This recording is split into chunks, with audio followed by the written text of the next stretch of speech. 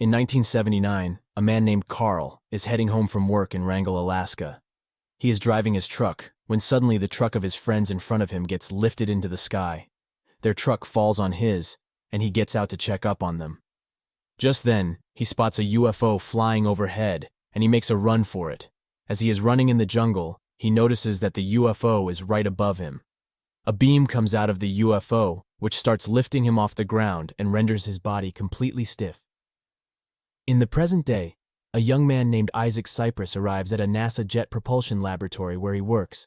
He and his friend Beck are playing a little game where Beck uses NASA satellites to send out a signal, and Isaac has to find it. He finds the signal very easily, but Beck says that's not the signal he sent out. They discover that this signal has been sent out from somewhere in Canada. But it's curious because there are no registered grounded satellites there, just for fun. Isaac sends out a copy of this signal for Beck to later find later at night.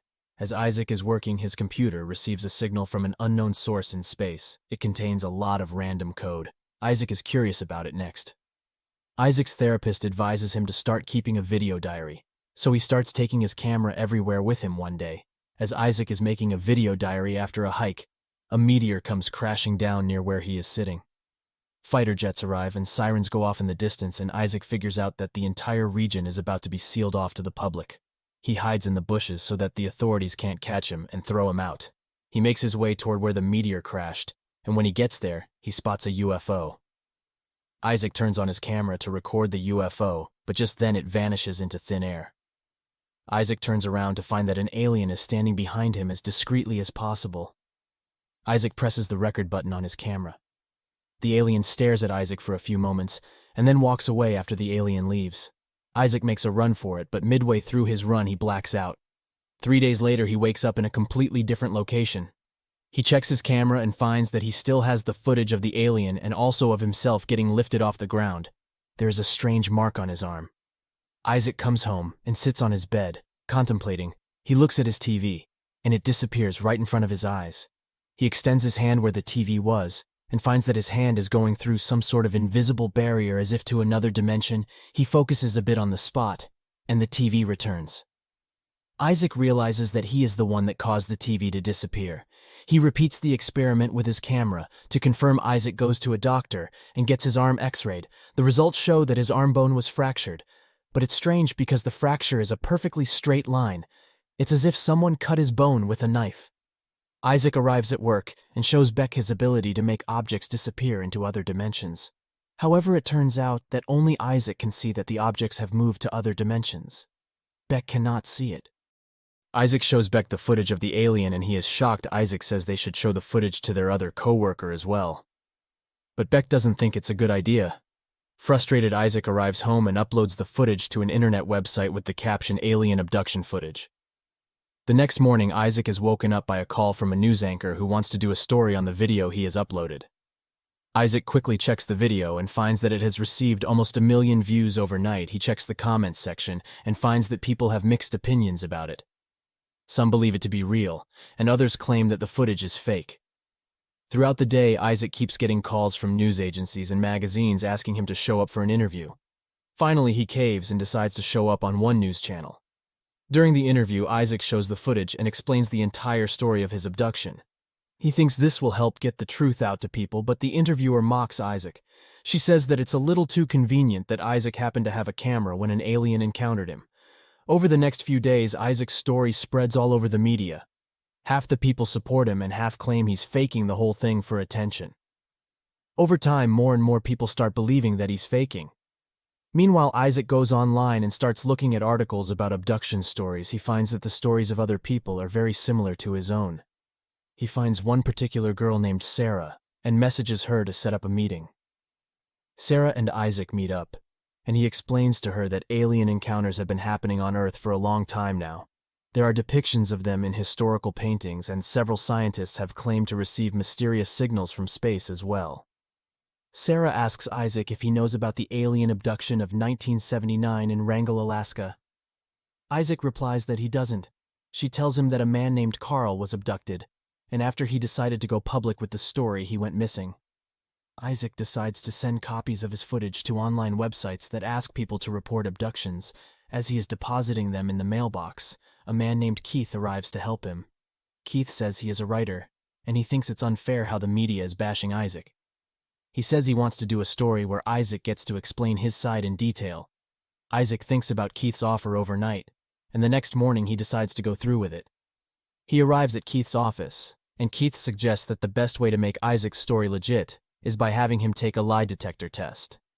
Isaac agrees, and Keith shows Isaac how to put on the lie detector equipment after Isaac answers all the questions about his abduction, and none of his answers turn out to be lies.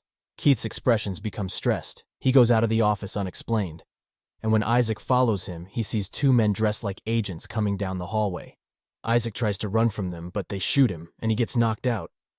Isaac wakes up and finds himself being dragged by two androids. The androids drag him into a white room and tie him to a chair outside. He sees that Sarah is also being dragged away at this facility on a screen in front of Isaac. He is greeted by Keith, whose real name is Agent Graves.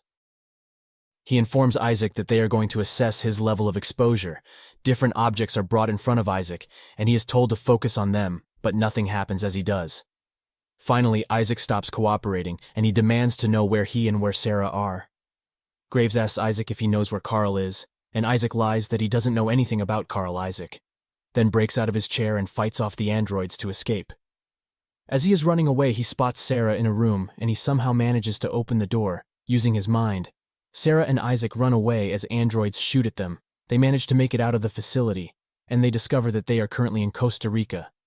Graves gives his men an order to follow Sarah and Isaac, as they will probably try to look for Carl and lead them to him. Isaac says that if he can just gain access to the internet, he will probably be able to find Carl, whom he desperately wants to speak to. A local woman in a restaurant directs them to go meet a man named Zed, who can get them access to the internet. The two meet Zed, who is an expert hacker and techie. Just then the androids arrive looking for them, so they have to leave. Zed takes them to his house in the jungle, where he has an untraceable internet connection on the way.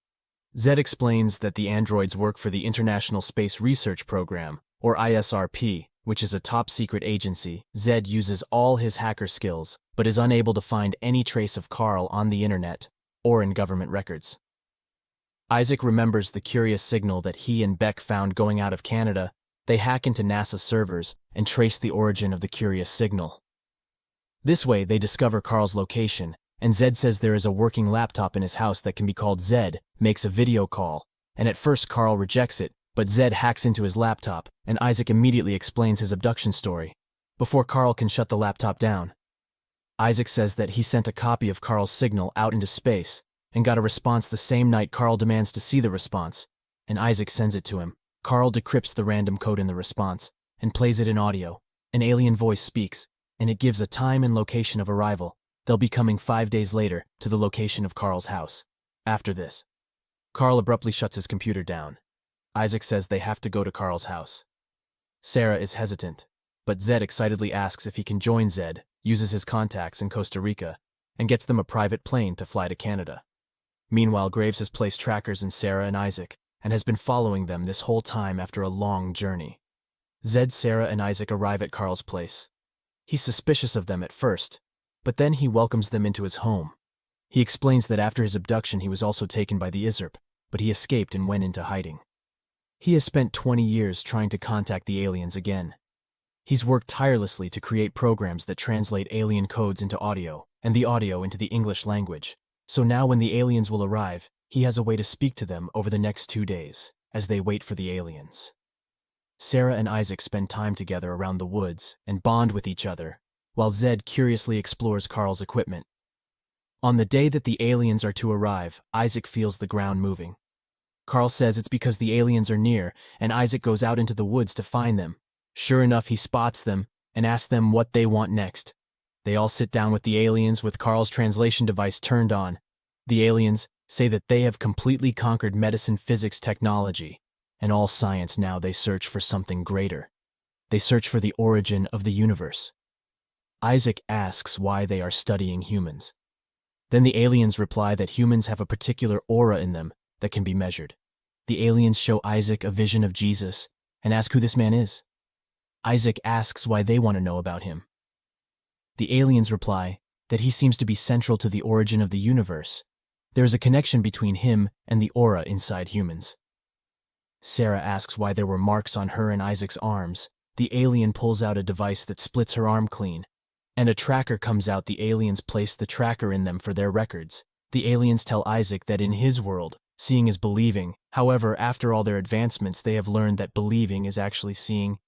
Just then, Graves and his men arrive outside and demand that Carl come out. It is revealed that Graves has a personal vendetta against Carl, because when Carl was abducted, the truck in front of him had Graves, his father, in it. Graves demands to know why his father was never found, and Carl doesn't have an answer. Graves has his men shoot Carl. Sarah rushes to check on Carl, and she is shot too.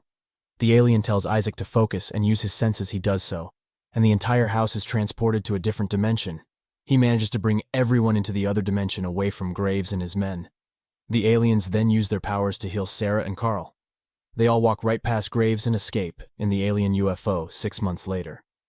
Isaac and Sarah have started a normal life on an island far away. They are a couple now. Meanwhile, Zed and Carl have started their own underground tech agency. Graves has been fired from ISRP due to his unlawful actions at Carl's house. Isaac continues to make video diaries regularly. Thank you for watching. Be sure to like our channel and subscribe if you enjoy content like this.